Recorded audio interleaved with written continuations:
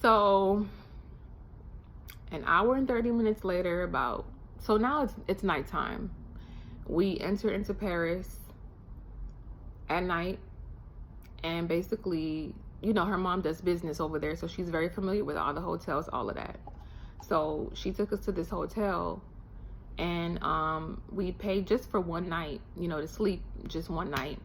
So we paid for just one night, and we stayed in a really nice, cute Parisian room, and it was just for the night so we can wake up and like go out. So the next morning comes, and it's like, okay, it's the morning. We all got ready. We all got dressed. I got dressed in like I like to be comfortable. So I got dressed in like a sweater. Not like a, how do you call it? Like a big sweater with some jeans. And I had on some Converse on, like some reptile skin high top Converse. It was cute, but it wasn't the dress code for the Eiffel Tower. But let me tell you how I ended up going to dinner. Let me tell you. So at this point, it's the what is it? It's the 5th. So we're in Paris. Something in my mind told me, just call to see if you can switch the reservation. Just call. Just try it out. Just call. So I called and I said, they were like, bonjour, Tour Eiffel. And I said, hello, my name is Alexandra Laurent, and I had a flight delay, and I for that reason I missed my dinner reservations for yesterday.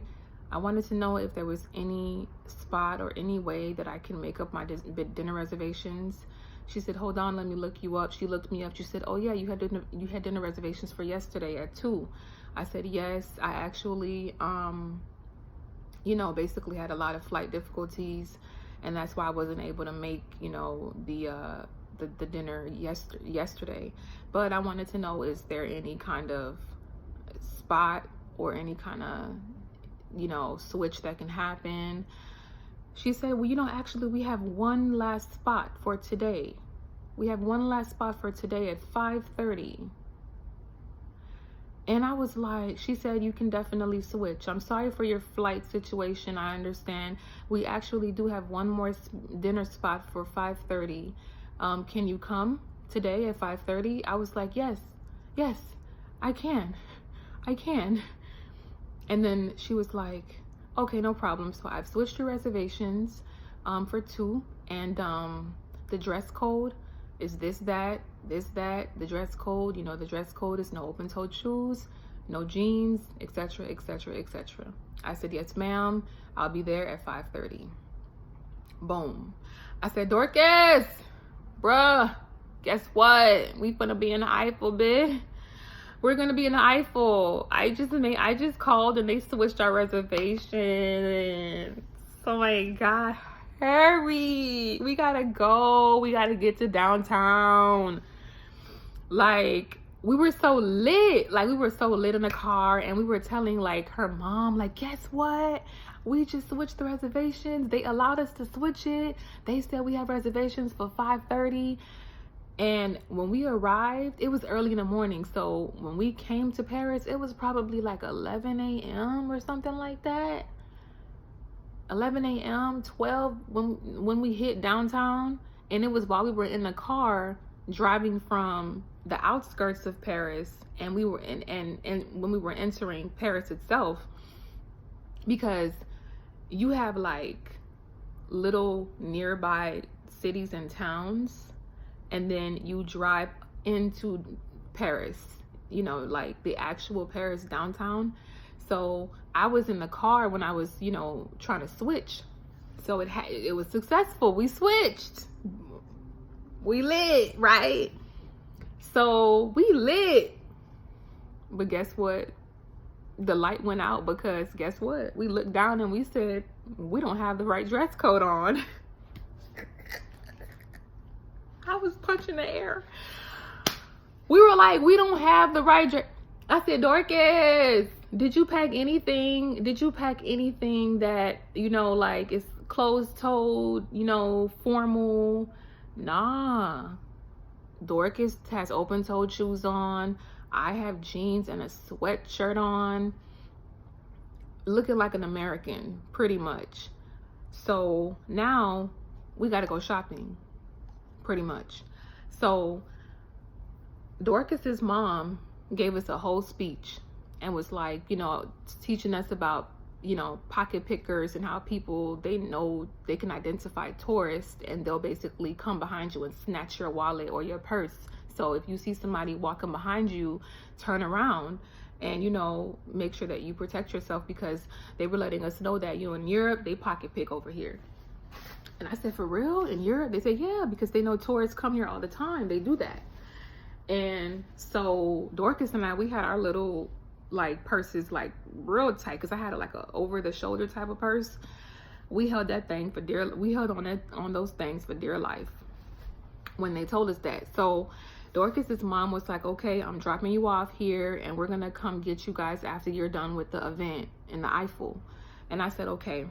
So now the dilemma is we need to go shopping and get appropriate attire. So basically downtown Paris has many stores. They have Zara's, they have all types of stuff. But the thing is that all their clothes is in European numbers. So we're pressing for time. Well, first in the beginning, we were hungry. So we wanted breakfast. So we were looking for a place to eat breakfast or whatever. And we saw McDonald's, and the McDonald's, honestly, in Paris, it looks like a 5-star luxurious restaurant. It's like decked out, and it's just McDonald's. So we went to McDonald's first when we got out the car, and we ate, and we were just talking, and you know, talking, that kind of thing, just, you know, like getting to know each other more and just talking and having a good time laughing. So then we basically finished, and then we knew, okay, we got to go shopping. So we Dorcas is from Belgium. She's not from Paris. So she don't know, she's not too familiar with Paris herself, because her mom has business down here. So she's only been to Paris probably, you know, once or twice, but her mom usually is the one that's always there for business. So Dorcas is just as kind of like a foreigner as me, because her hometown is Belgium. That's where I had landed first. So we're pretty much both foreigners, you know, trying to figure things out. So we running around.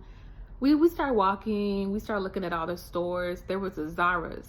We went into Zara's. We saw some really cute stuff. Dorcas, we started to try on things in the fitting rooms, and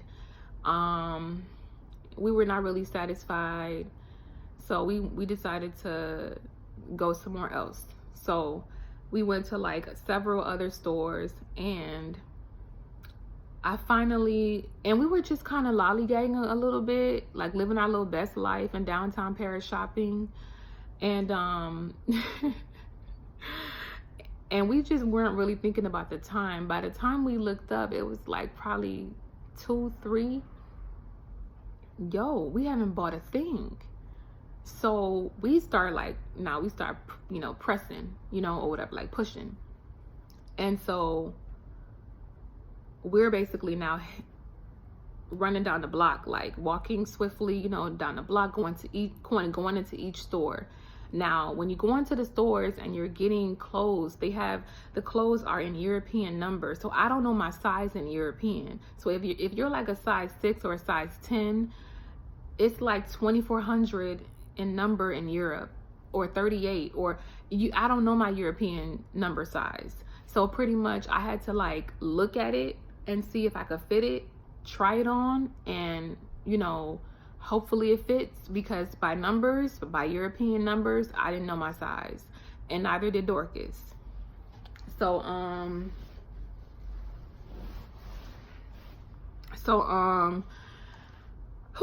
so basically it took us a while to find things, and it was so unexpected. Dorcas didn't have her card. No, she had her card, but she wasn't anticipating to go shopping. So she didn't bring money, you know, to go shopping. So I just shopped for me and her. And so, you know, we basically finally went into a store, and Dorcas found a cute outfit, and it was so cute. It was so cute. It was like a it was like a onesie, like how you have those onesies, and then you put like a nice skirt, or you know, something like cute and dressy at the bottom. Yeah, and Dorcas has a nice body, so she got that. And then she wore she got a nice skirt, like a cute little dress skirt, and then she got some closed-toed shoes. And then for me, I found something at Zara's. Did I find something at Zara's? Yeah, it was Zara's. And what's it, Zara's? No, we had left Zara's. We went to another store. Dorcas found her outfit, and then I think I found my outfit at the same store too. Yep, I found my outfit at the same store too. And the store right next to it, I was searching, but I didn't you know, really like anything. But I found my outfit at the same store too. It was a first level floor and a second level floor. So we're going from first level to second level to see like what can we get. Dorcas finds her outfit, I find my outfit. Only thing left is shoes. Okay, so I have I have a size 10 foot. So at that point, I'm trying to figure out, okay, like what, you know, these European numbers, I don't know. Like, I'm trying every shoe on, none of them fit. None of them were in my size. When I put them on, it was either too tight or too big. And finally I found a shoe, and you know, I bought everything, and we went outside. And I was like, okay, so what? We got to get dressed in the dressing room and walk to the Eiffel Tower, because Dorcas was like, the Eiffel Tower is not too far from us. But I was like, so do you think that we should get dressed in the fitting room and just like already be dressed and, you know, go? Or she said, I think we should get dressed when we go there, because they have restrooms. So I was like, okay, I guess maybe so we won't be sweaty or whatever. I was like, okay. So you know how like they have like the little bicycle people, the trolley, is it called, the bicycle taxis? Like the people who basically put you in like a, I don't want to call it a carriage, but what is it? It looked like a carriage, and the person is bicycling you and taking you to your location. So we basically were like, oh, hey, like we saw them. And then we were like, cause when we basically tried to walk to Paris, to the Eiffel Tower ourselves, we thought it was gonna be like not too far. It ended up being a little distance. So we were like, it's gonna take us like how long to walk? We need to take transportation. So we ended up basically stopping a bicycler who has like a little carriage, whatever, in the back, and he bicycled us to the Eiffel Tower on time. So then after that, we